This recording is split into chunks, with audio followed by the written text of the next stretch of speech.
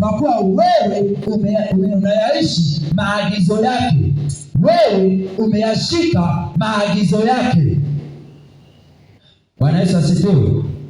Kwa hiyo tunahitaji sana, tunaposema mimi nampenda Yesu, tuishi sawasawa na maagizo yake, tuenende sawasawa na anavyotuagiza na kutuamuru tuenende, kwa sababu sisi tumetengwa. Sasa unapotengwa ni sawasawa na mwanamke anavyotoka kwa wazazi wake, anavyokuja kwa mwanaume. Sasa unapoenda kwa mwanaume, huwezi ukaishi kwa utaratibu wa kwa wazazi wako, utaishi kwa utaratibu ambao mmeo atakwambia. Kwa hiyo na sisi kanisa ni mwanamke. Kwa hiyo na sisi tunaishi kama bwana harusi anavyotaka tuishi, na ndio maana tunatengwa. Ingekuwa hautengwi, basi hata mwanaume anapooa yule mwanamke angekuwa anabaki kule kwa wazazi wake ili aendelee kuishi na tabia za kule. Lakini kwa nini anatengwa na wanaenda wanaishi sehemu yao? Ndivyo sisi tulivyowekewa kama kanisa. Tumetengwa na dunia, tumewekwa mbali na dunia ili tuishi sawasawa na bwana harusi anavyosema tuenende, ambayo ni Yesu Kristo, ndilo neno. Bwana Yesu asifiwe. Kwa hiyo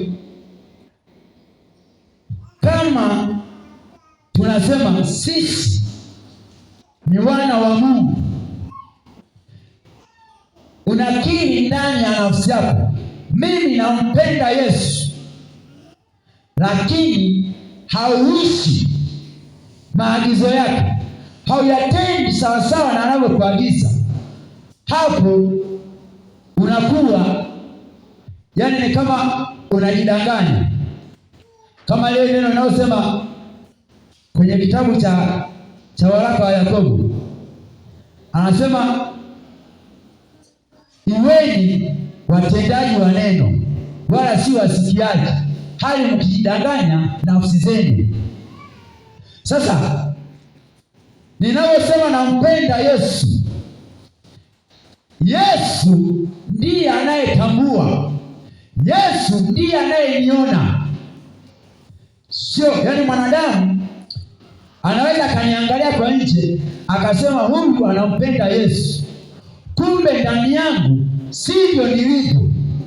Lakini yeye aliye na uwezo wa kuyatambua mawazo na makusudi ya moyo anajua huyu mtu kweli ananipenda, huyu mtu kweli amezishika amri zangu.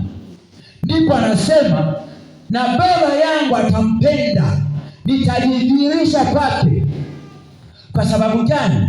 Na wewe umempenda kutoka ndani, umemweka yeye wa kwanza kuliko vitu vingine. Bwana Yesu asifiwe. Mithali 8:17.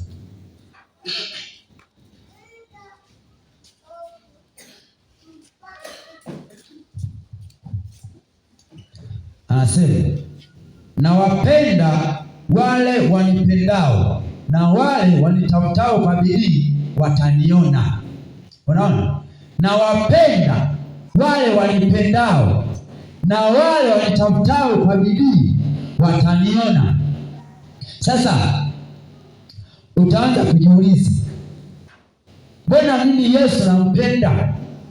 Yeye ndiye anayejua huyu mtu kweli ananipenda, kwa sababu kumtafuta kwa bidii ni kuyaishi yale maagizo yake, Wanasema na wale wanitafutao kwa bidii. Ina maana unavyoyafanya yale mapenzi yake, unavyoyafanya yale maagizo yake, huko ndiko kumtafuta.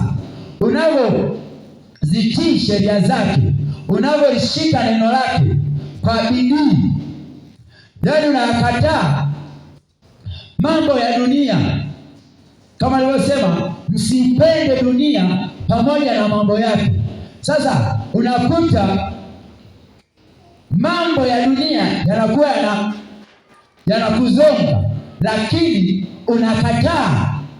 unakataa, unasema mimi ni mteule. Anasema ninyi ni taifa takatifu, wateule, wana wa ufalme. Ina maana sio wana wa dunia, ni wana wa ufalme wa Mungu. Kwa lazima utafanya bidii, lazima utamtumikia Mungu kwa bidii, si kwa ulegevu. Ndio maana kumtafuta Mungu kwa bidii ni kufanya sawasawa, yaani kuliishi neno lake, kujikana. Yaani kutafuta uso wa Mungu kunahitaji kujikana, sio kitu lelemama, kwa sababu tupo katika vita. Ina maana mimi ni kama yaani nipo kwenye mashindano. Sasa unakuwa kama ni mpira unashindaniwa na timu mbili. Sasa atakaye shinda ndiye anabeba nini? Tufanye ni kombe. Atakaye shinda ndiye anabeba kombe. Sasa ukizidiwa na dunia, kumpenda Mungu hakutakuwa ndani yako. Lakini ukijikana na kuishinda dunia, ukazishika amri, ukalishika neno la Mungu, ukaenenda sawasawa na neno linalokuagiza, ndipo unaishinda dunia. Sasa ukishinda dunia, wewe unakuwa ni mwana wa ufalme. Ina maana dunia na mfalme wake wameshindwa, bali wewe ufalme wa mbinguni umejitwalia lile kombe. Ina maana ndipo unavyovalishwa nini? Taji. Kwani mtu atavalishwa taji asipokuwa ameshinda? Watu hao wanavalishwa medani baada ya kushinda, ndipo unavalishwa taji. Ina maana ile ni kama hongera kwa kushinda. Sasa uwezo ukasema unavalishwa taji ukishindwa. Ukishindwa unamezwa na dunia. Ina maana kushindwa ni kuto kuyafanya mapenzi ya Mungu, ni kuto kuenenda sawasawa na maagizo anayotuagiza. Ina maana unapopingana naye, unaruhusu yule mfalme wa dunia akufanyeje? Ndiye akutawale. Bwana Yesu asifiwe. Sasa anayosema nawapenda wale wanipendao na wanitafutao kwa bidii, ina maana wale waliojikana kusema mimi hata iweje niko na Yesu, hata itokee dhoruba gani niko na Yesu, na aenenda kama Bwana anavyosema, kama Bwana anavyoagiza, nitafanya sawasawa. Bwana Yesu asifiwe.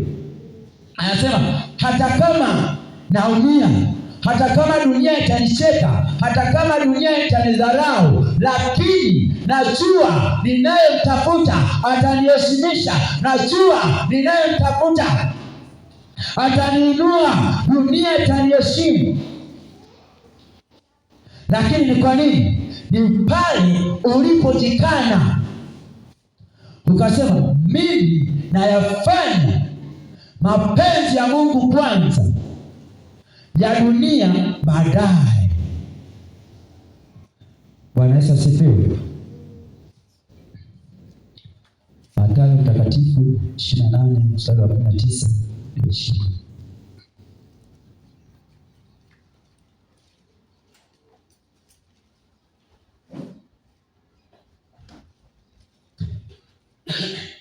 Mathayo Mtakatifu 28 mstari wa 19 hadi wa 20. Anasema, basi enendeni mkawafanye mataifa yote kuwa wanafunzi, mkiwabatiza kwa jina la Baba na la Mwana na la Roho Mtakatifu, na kuwafundisha kuyashika yote niliyowaamuru ninyi, na tazama, mimi nipo pamoja nanyi siku zote hata ukamilifu wa dahari. Anasema enendeni mkawafanye mataifa. Ina maana sisi tuliotengwa, ambao tumetengwa na dunia, Yesu anatuagiza kwa tukawafanye mataifa. Ina maana wale ambao hawajapata neema ya wokovu kuwa wanafunzi wake. Na sisi tulikuwa huko, tulikuwa duniani, tukateuliwa kama wanafunzi wale. Unakuta Yesu alikuwa anaenda sehemu, amemwita mtu fulani, Yohana, njoo. Kwa nini alikuwa achukui kila mmoja? Wale walikuwa ni wateule ambao ndio sasa Yesu aliwaachia maagizo kuwa enendeni mkawafanye mataifa yote kuwa wanafunzi wangu, mkiwabatiza. Kwa hata sisi leo kama Bwana alivyotuteua, na sisi ndivyo anasema tuende tukawafanye mataifa. Sasa utawafanyaje wale mataifa kuwa wanafunzi wa Yesu wakati wewe hauyaishi yale maagizo ya Yesu, wakati wewe hauyafanyi yale mapenzi yake, haufanyi maagizo yake? Utaendaje sasa kwa wale? Bwana Yesu asifiwe. Utaendaje kwa wale? Tunaona Yesu aliwaambia msitende neno lolote hadi pale atakapowajilia msaidizi ambaye ni Roho Mtakatifu. Sasa sisi kanisa la jioni, Roho Mtakatifu unapobatizwa tayari unakuwa umeshajazwa Roho Mtakatifu. Ni wewe sasa kumtaka kwa bidii akuongoze. Bwana Yesu asifiwe. Sasa kama ninapingana naye Roho Mtakatifu, nitawezaje kuwafanya na wale wengine kuwafundisha wakati mimi siyashiki maagizo yake, wakati mimi ninapinga? Ndio wanasema na kuwafundisha kuyashika yote niliyowaamuru. Sasa kama wewe hujayashika, utawafundisha? Bwana Yesu asifiwe. Sasa tunahitaji sisi ambao tumeipata neema tukawafanye na wenzetu kuwa wanafunzi wa Yesu, kwa sababu Mungu anawahitaji, Yesu anawahitaji, kwa sababu saa hizi tuko nyakati za mwisho, tuko kipindi cha mwisho ambacho ni kipindi ambacho kanisa inabidi tufanye kazi ya kuitangaza Injili ili watu waokolewe, ili Yesu anaporudi twende wapi? Twende mbinguni. Sasa angalia, sisi ambao tufanye hiyo kazi, sisi wenyewe kwanza hatuyaishi maagizo yake, hatuyafanyi maagizo yake, hatufanyi sawasawa na alivyotuagiza. Na ili hali yeye anasema mkiwafundisha na kuyashika yote niliyowaamuru, na tazama, mimi nipo pamoja nanyi. Kwa hiyo tunahitaji kunyenyekea, tunahitaji kumtaka Mungu kwa bidii ili tuishinde hii dunia, kwa sababu muda mwingi, yani kanisa unakuta kanisa linapotea au kanisa linakosa nguvu. Kwa sababu gani? Ya michanganyo na dunia. Yani sisi tulioteuliwa tuna njia yetu, lakini unashangaa walio wateule wanaifuata sawasawa na mwenendo wa dunia. Sasa wewe uliyeteuliwa una njia yako, na ni lazima uenende katika hiyo njia. Sasa unakuta tunaenenda sawasawa na dunia inavyoenenda, kitu ambacho sicho ulichoitiwa, sicho ulichoambiwa. Sasa kuenenda sawasawa na dunia ni kule kuyaacha maagizo, ni kule kuto kufanya sawasawa na tunavyoagizwa. Huko ndiko kuifuata dunia.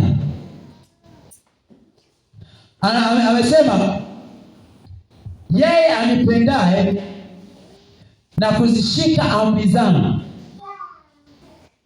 huyo ndiye anipendaye, na Baba atampenda, nami nitajidhihirisha kwake. Lakini ukiangalia saizi dunia, yani kanisa asilimia kubwa tumeshikwa na mahangaiko ya dunia na malalamiko ya dunia. Hatumtafuti yeye mwenye vyote, tunajihangaisha sisi, hatuyafanyi mapenzi yake. Amesema tafuteni kwanza ufalme wa mbinguni, hayo mengine mtazidishiwa. Hivyo vingine ni vitu vya ziada, kwa sababu ni vitu utakavyoviacha, lakini kule mbinguni nafsi yako ndiyo itakayoenda. Huu mwili wenyewe unaotudanganya, huu ni mavumbi, na ndio maana unakuta anasema uliumbwa kwa udongo na wanarudi kwa mavumbi, lakini nafsi ndiyo inayoishi. Sasa ikiwa mwanadamu tumepewa njia mbili, sasa hiyo kuchagua ni mimi na wewe. Nichague nipite katika njia gani? Niatende mapenzi ya Baba, nikakae pamoja naye kule mbinguni, au niifuate dunia, mwisho wa siku niende jehanamu, niende kuzimu. Bwana Yesu asifiwe. Kwa hiyo hizi njia mbili tumewekewa wanadamu. Sasa mwenye kuchagua ni wewe mwenyewe ndani ya nafsi yako. Mimi naenda njia, jana unajichunguza matendo yangu, ninaenenda katika njia ya ufalme, na yafanya mapenzi ya Baba, nafanya sawasawa na ninavyoagizwa, ninazishika amri zake na kuziishi. Sio naonekana tu kuwa mimi nimeokoka. Sasa nasema nimeokoka kwa nje ili watu wanione, lakini ndani yangu nayafanya mapenzi ya mtu mwingine. Anasema mtu hawezi kuwatumikia mabwana wawili, lazima mmoja atamdharau na mwingine atamheshimu. Kwa hiyo mimi kama kanisa siwezi kusema eti nitayafanya mapenzi ya dunia na mapenzi ya Yesu, nitakuwa najidanganya na pia ninajidanganya nafsi yangu mwenyewe, kwa sababu mwisho wa siku inapokuja hukumu, ndipo sasa nitabaki kulia kusema, kwa nini nisingekuwa nayafanya mapenzi ya Mungu kwa bidii, ili nikakirithi kile kiti, nikakae pamoja na Yesu Kristo aliyeketi katika kiti cha enzi, nikakae naye. Lakini nimeambulia kuzimu. Ni kwa sababu gani? Sikuyatenda maagizo yake, sikumtafuta Mungu kwa bidii. Anasema wanitafutao kwa bidii na wapenda wanipendao, na wale wanitafutao kwa bidii hao wataniona. Sasa utamwonaje? Angalia kanisa tulipofikia saizi. Yaani shetani anatudanganya, tunashindwa kuishi sawasawa na Yesu anavyotuagiza.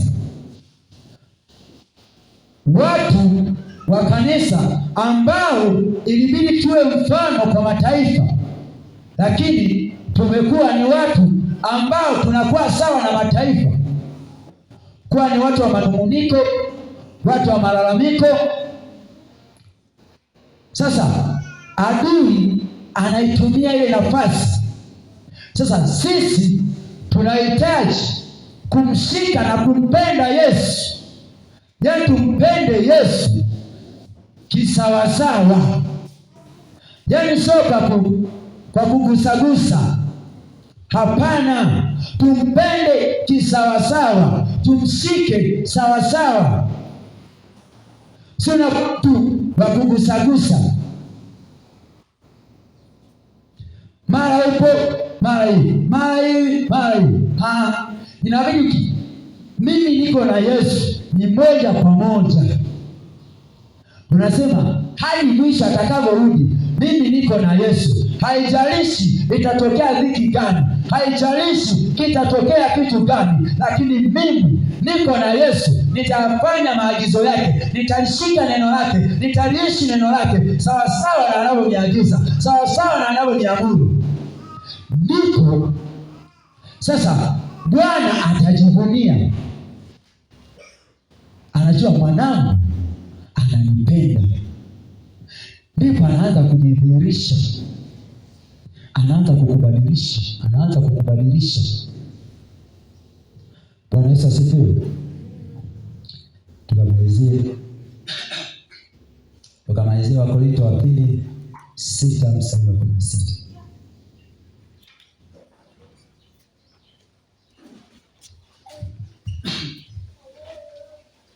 Anasema, tena pana mapatano gani kati ya hekalu la Mungu na sanamu? Kwa maana sisi tu hekalu la Mungu aliye hai, kama Mungu alivyosema ya kwamba nitakaa ndani yao na kati yao nitatembea, nami nitakuwa Mungu wao, nao watakuwa watu wangu. Pana patano gani kati ya hekalu la Mungu, na Wakorintho wa pili 6:16. Pana patano gani kati ya hekalu la Mungu na sanamu? Sasa utaanza kujiuliza, hekalu la Mungu, huu mwili ni hekalu la Mungu. Mungu anautumia, na ndio maana Roho wake yuko ndani yetu. Popote ninapotembea ninaye Roho Mtakatifu. Ndio maana Mungu ukimpenda Mungu anasema na wewe majira yoyote atakayo, muda wowote atakao. Sasa anasema pana patano gani kati ya hekalu la Mungu na sanamu? Sasa sanamu, utashangaa Mungu anautumia mwili, na mimi pia nimeviweka vitu vyangu ambavyo ni sanamu. Badala ya kumtanguliza Mungu kwanza, nimevitanguliza vitu vyangu mbele. Hizo ndizo sanamu, hivyo vinyago. Ndio maana anatuuliza sasa, pana patano gani hapo? Mungu anapotaka nitumie, anakuta ndani yangu nimeweka kitu kingine, anashindwa kuja kusema na mimi kwa sababu ndani yangu nimekiweka kinyago, ndani yangu nimeweka sanamu. Anakosa nafasi, kila akitafuta nafasi anakosa, kila akitafuta nafasi anakosa, kwa sababu anakuta kila akitaka aseme na mimi, anakuta nina kitu kingine, sijamtafuta kwa bidii. Sasa nitamwonaje wakati mbele yangu kuna sanamu inakuwa imesimama? Mungu atasema na mimi saa ngapi? Kuna ushuhuda fulani hivi niliusikiaga, anasema kuna mtu Mungu alikuwa anatafuta namna ya kuongea naye. Yule mtu yuko busy, Mungu aliongea naye akiwa chooni. Sasa yule mtu, Mungu mbona waongea na mimi huku? Akasema, wewe huku ndipo unapokuwa umetulia, kila ninapotafuta nafasi ya kuongea na wewe uko busy. Bwana Yesu asifiwe. Kwa hiyo nakuta na sisi Mungu anapotaka kusema na sisi tuko busy na mambo yetu. Kila akitafuta nafasi aseme na wewe uko busy, umeiweka sanamu. Sanamu iko mbele yako, yaani kuna vinyago, kuna vitu vimesimama badala ya Mungu. Sasa kama mimi ni mteule ambaye nimeteuliwa na Mungu, lazima mbele yangu asimame aliyeniteua, aliye mbele yangu awe Mungu kwanza, mengine yaje baadaye. Lazima niutafute uso wa Mungu kwanza, nitake kujua Bwana anataka seme nini na mimi. Bwana leo unataka uongee nini na mimi? Sio kwanza vitu vya dunia. Hivi vitu vya dunia, tumesema hivi vitu vya dunia vina mwisho wake, lakini neno la Mungu, na neno la Mungu ndiyo tiketi ambayo itatufanya tuingie katika ule ufalme wa mbingu, kwa sababu neno linatufundisha kuyaishi yaliyo matendo mema. Neno linatufundisha kutenda haki. Sasa tutafikaje pale tusipoyaishi matendo, tusipoliishi neno? Unakuta mbele yetu kuna sanamu. Ndio maana anatuuliza, pana mahusiano gani hapo kati ya hekalu la Mungu na sanamu? Anasema, kwa maana sisi tu hekalu la Mungu aliye hai. Umeona, sisi ni hekalu la Mungu aliye hai. Sisi sio watu wa sanamu. Kwa kama ni hekalu la Mungu, basi tumwache mwenye hekalu atutumie kama apendavyo yeye, atufanye kama atakavyo yeye. Tusiinue vitu vingine mbele ambavyo ni sanamu, ambavyo ni machukizo mbele zake. Hata Bwana anakosa nafasi ya kuongea na sisi. Mungu anakosa, yaani kila akitafuta namna ya kuongea anashindwa. Kwa sababu gani? Kwa sababu tunakuwa tumeziweka sanamu, tumeviweka vitu vingine mbele kuliko Mungu. Unakuta yaani mbele yako unawaangalia sana watoto wako kuliko Mungu. Unaziangalia sana mali kuliko kumwangalia Mungu anasema nini. Na yeye anasema anipenda Baba naye atampenda, nami nitajidhihirisha kwake. Ina maana yule aliyemweka Mungu kwanza, anayefanya mapenzi ya Mungu kwanza, Yesu anasema nitajidhihirisha kwake, nitaonekana kwake, nitamwonekania, nitamshindia, nitamtetea. Lakini ni pale ninapoyaishi maagizo yake, ninapotenda sawasawa na maagizo yake, kama Mungu alivyosema ya kwamba nitakaa ndani yao na kati yao nitatembea. Anasema nitakaa ndani yao, wale wanaoziishi amri zangu, wale walioshika amri zangu. Anasema mtu akinipenda atalishika neno langu. Ina maana ukilishika neno la Mungu na kuliishi neno la Mungu, anasema nitakaa ndani yao na kutembea pamoja nao. Ina maana atakuwa pamoja nasi, anatembea pamoja nasi pale tunapolishika neno lake, pale tunapoliishi neno lake, kwa sababu hiyo ni ahadi ambayo Bwana alituahidia. Lakini pale tutakapokubali na kufanya sawasawa na maagizo yake, na kwenenda sawasawa na anavyotuamuru, na kwenenda sawasawa na anavyotuagiza, ndipo Mungu atakaa ndani yetu. Mungu atatembea pamoja na sisi popote nitakapotembea, kwa sababu nimemweka Mungu kwanza, atasema na mimi. Kwa sababu nimemtanguliza Mungu, atasema na mimi mahali popote atakapo yeye, kwa sababu mimi ni hekalu lake. Bwana Yesu asifiwe. Nami nitakuwa Mungu wao na wao watakuwa watu wangu, kwa sababu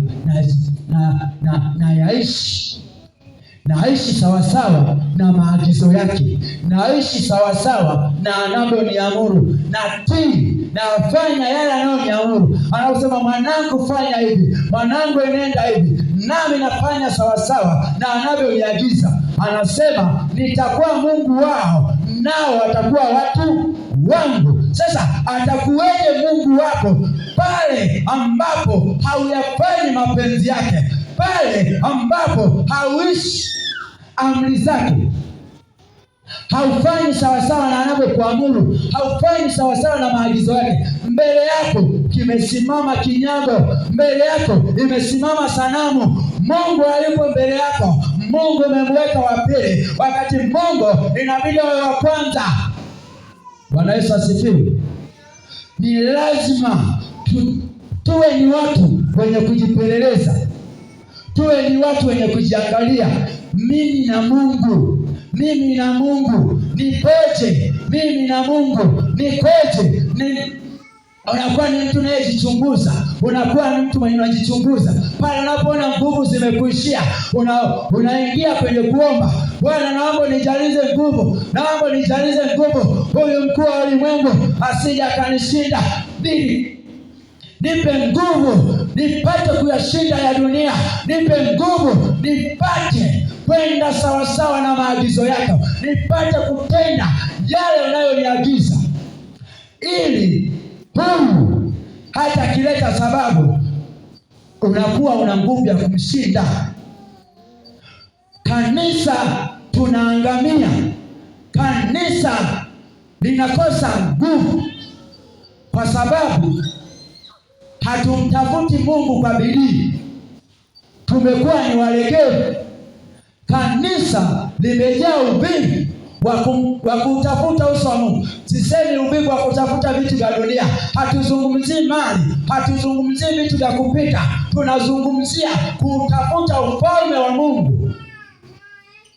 Hivi vingine ni vya kupita. Kanisa limekuwa na bidii katika mambo ya dunia, sio katika kutafuta mambo ya ufalme wa Mungu. Sasa huyu Mungu atajidhihirishaje kwetu? Atakuweje Mungu wetu wakati sisi tunahangaika na dunia. Tumeyaweka mambo ya dunia mbele kuliko kumweka Mungu kwanza. Atajidhihirisheje? Atakuweje Mungu wetu? Na sisi tutakuweje wake? Tutakuweje watu wake sisi, wakati ndani yetu tumejaza sanamu? Ndani yetu tumeyaweka mambo yasiyompendeza. Kila akitafuta mwanangu, mwanangu, mwanangu, hata aseme kusema sasa Mungu amesema na mimi, ngoja nichukue hatua hii, nimtafute uso wake. Hapana. Unaona kawaida tu, unaona kawaida tu. Nguvu zinaisha, unaona kawaida tu. Unapungukiwa na nguvu, unaona kawaida tu. Ulikuwa ni mtu mwenye kuomba, unaona uombe, unaona kawaida. Unachukulia jambo la kawaida, kumbe tayari adui amekuweza. Adui amekushinda kwa sababu ulipishana na Mungu. Sasa haukutafuta uso wa Mungu kusema, Bwana, ni wapi nilipopishana na wewe? Naomba nitengeneze, nianze upya, tuanze upya na wewe. Ili Bwana uwe Mungu wangu na mimi niwe mwanao, unitawale wewe. Hautafuti, unakuta mtu unaenda ili mradi umeenda. Sasa ikija kufika siku ya kupima kwenye mizani, anapokuja anakuta hautoshi, anakuja kukuchukua anakuta hautoshi. Hatimaye unabaki unaanza kusema, mbona mimi nilikuwa nampenda Yesu, kumbe ulikuwa unampenda kwa nje, haukumpenda kwa ndani, hakumshika, hakuishi sawasawa na maagizo yake. Pale unapoachwa unabaki kulia. Sasa ni wakati ambao Bwana ametupa. Ndio maana anatueleza kuna mahusiano gani kati ya hekalu la Mungu ambalo nimeelewana na sanamu. Ina maana wanadamu tubadilike, tuache sanamu, tuache vitu ambavyo sivyo vya Mungu, tumweke Mungu kwanza. Tutake Mungu aseme na sisi, tumpe Mungu nafasi apate kusema na sisi. Bwana Yesu asifiwe. Tumpe Mungu nafasi apate kusema na sisi, atutumie kama atakavyo, atufinyange kama tulivyofundisha kwa Mungu ni mfinyanzi. Kwa hiyo wanadamu wengi huwa tunampangia Mungu hatufinyange. Unasema mimi nifinyange hivi, anataka kufinyange uwe gurudumu. Wewe unasema Mungu mimi nifinyange niwe kibakuli. Wewe tunapishana na Mungu wapendwa. Tumwache Mungu atutawale ili atutengeneze jinsi atakavyo yeye, ili atufanye kwa namna anayotaka yeye. Tuishi, tuyashike maagizo yake, tuishi neno lake kama atuagizavyo, sawa sawa na anavyotuamuru. Ndivyo tutakavyompendeza Mungu, naye atatupenda, atafanya makao kwetu, atakuwa Mungu wetu, nasi tutakuwa watoto wake, tutakuwa watu wake. Pale tunapoishi sawasawa na neno lake, tunapomkataa yule mwovu, kwa sababu mambo mengine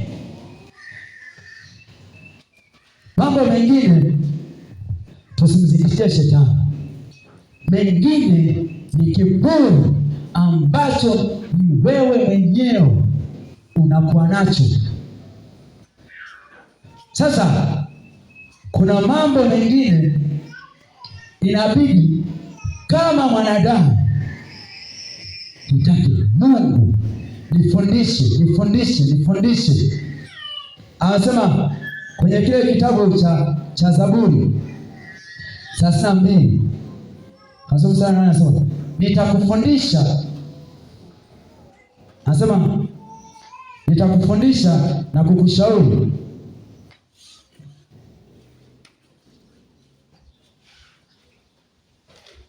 Nitakufundisha na kukuonyesha njia utakayoiendea. Nitakushauri jicho langu likikutazama. Umeona? Sasa utafundishwaje wakati mbele yako haujamtanguliza yeye? Atakufundishaje? Mbele yako umeweka sanamu, mbele yako kuna vitu vimeinuka vingine ambavyo sivyo Mungu, utafundishwaje? Hivi hata mtoto usipomfundisha atajua. Sasa kama Mungu anasema nitakufundisha, ina maana pale ninapomtafuta kwa bidii, na yeye ndipo anapoanza kunifundisha yanipasayo kutenda na kunishauri yanipasayo kuwa, mwanangu, hiki kitu acha, nenda hivi, nitakushauri jicho langu likikutazama. Kwa njia ambayo natakiwa kuiendea, lazima nitake Mungu anifundishe. Nitatakeje wakati asubuhi nikiamka mimi nawaza yaliyo yangu, siwazi mapenzi ya Mungu, simwiti Mungu anifundishe. Mungu, naomba unifundishe, nienende katika njia gani? Nienende katika lipi? Nishauri Bwana. Sasa hatutaki kanisa, tumekuwa ni watu tunao, yani kanisa la saizi halimtumaini Mungu. Wengi tunategemea akili zetu. Ukiangalia kanisa la kwanza au kisoma hata Agano la Kale, waliomtumainia Mungu ambao hawakwenenda kwa akili zao, Mungu aliwashindia. Mwangalie Yehoshafati, mwangalie Ezekieli, mwangalie Danieli, mwangalie kina Meshaki, Shadraka na Abednego, walimtumainia Mungu. Sasa nakuta kanisa la sasa, watu wengi tunakaa katika hali ya manung'uniko na malalamiko kwa sababu hatujamtumainia Mungu atufundishi. Muone Danieli alienda kwa akida, akamwambia usiwaue wale waganga na wachawi. Akasema naomba mimi nitaifafanua hiyo ndoto ya mfalme. Lakini alifanyaje? Alienda kwa Mungu. Mungu akataka nini? Amshauri, amfafanulie, na Mungu akamtafsiria ile ndoto. Lakini saizi kanisa la siku za mwisho, wengi tumezongwa na dunia, na ndio maana sasa kule kumtumainia Mungu hakupo. Kumtaka Mungu atuongoze hakupo. Ni kwa sababu gani? Hatuyaishi sawasawa na maagizo yake. Yaani Mungu akisema na sisi tunasema, tunapishana naye. Akisema hivi unasema hamna, mimi nataka hivi, anakuacha uende ukaangamie. Na pia ukisoma, yani neno la Mungu linafundisha, wapo waliofaulu, pia wapo walioshindwa kwa kuto kufuata maagizo ya Mungu. Sasa sisi kama tunataka tufaulu, lazima tujifunze kwa waliofanikiwa kwenda sawasawa na Mungu. Bwana Yesu asifiwe.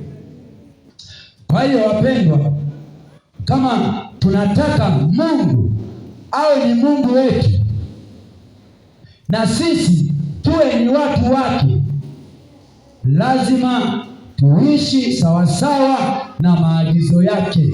Lazima tuishi sawasawa na neno lake, na tuziishi amri zake sawasawa na anavyotuagiza, ndipo tutakapompendeza Mungu.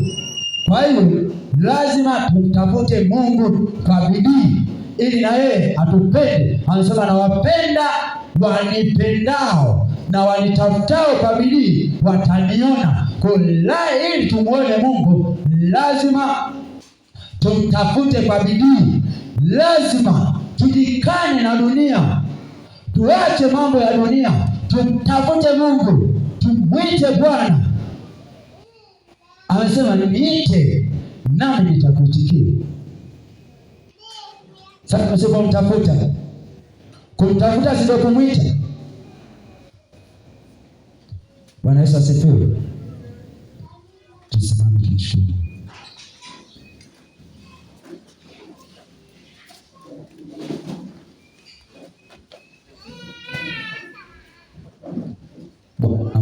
Bwana Mungu tunakuja